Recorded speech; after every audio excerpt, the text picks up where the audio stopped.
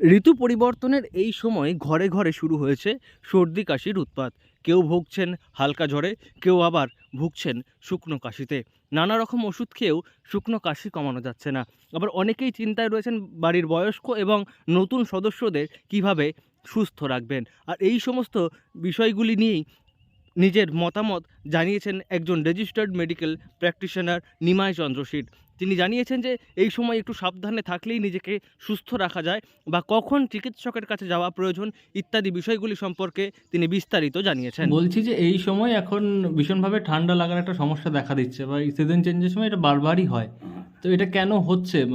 এটা থেকে কিভাবে নিজেদেরকে সুরক্ষিত রাখা যাবে, প্রতিরোধ করা যাবে? এখন এই ঠান্ডা থেকে গরম পড়ছে, যার জন্যে ঠান্ডাটা বেশি লেগে যাচ্ছে।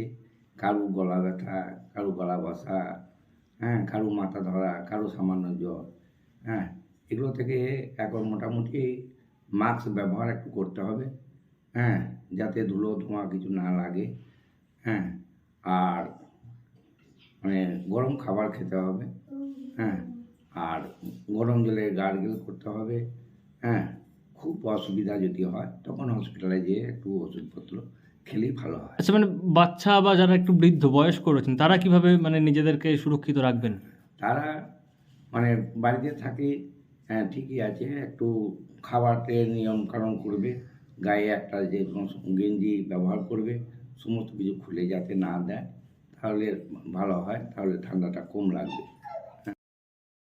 ঋতু পরিবর্তনের এই সময় সবথেকে বেশি সমস্যা দেখা যাচ্ছে কাশির, যে কারণে এই চিকিৎসক পরামর্শ দিচ্ছেন যে যাতে করে মাস্ক ব্যবহার করা হয়। মাস্ক ব্যবহার করলে এই সময় ঠান্ডা গরম থেকে নিজেকে অনেকটা রক্ষা করা যাবে, কাশির সমস্যা থেকে মুক্তি পাওয়া যাবে। বা রাতের দিকে এই কাশির উৎপাত বাড়ছে, সেক্ষেত্রে ঘরোয়া কিছু টোটকা অর্থাৎ আদা খাওয়া বা হলুদ মেশানো দুধ খেলে এই কাশি থেকে উপশম পাওয়া যেতে পারে।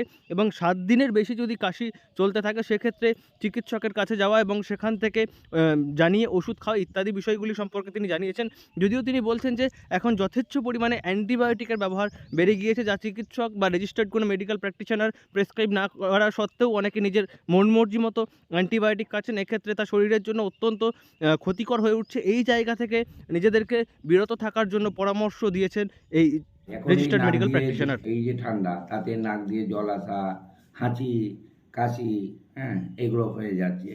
এগুলো একটু গরম জল ব্যবহার করা, গরম জলে পরিষ্কার করা, গার্গল করা, এগুলো করলেই ভালো হয়। এখন এই এই যে সিজন চেঞ্জের যে কাশিটা, সেই কাশির সমস্যায় অনেকে ভুগছেন, মানে এই কাশিটা দীর্ঘস্থায়ী হচ্ছে।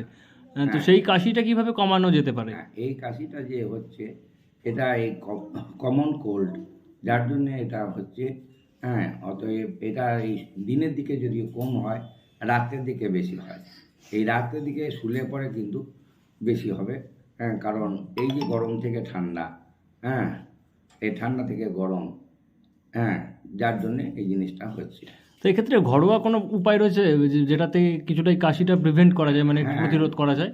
গরম জলে গার্গেল করলে, হ্যাঁ, কাশিটা কমবে, হ্যাঁ, নাক জ্বালা টাক জ্বালাগুলো সমস্ত কমবে। দুর্গাপুর থেকে নয়ন ঘোষের রিপোর্ট, লোকাল 18 বাংলা।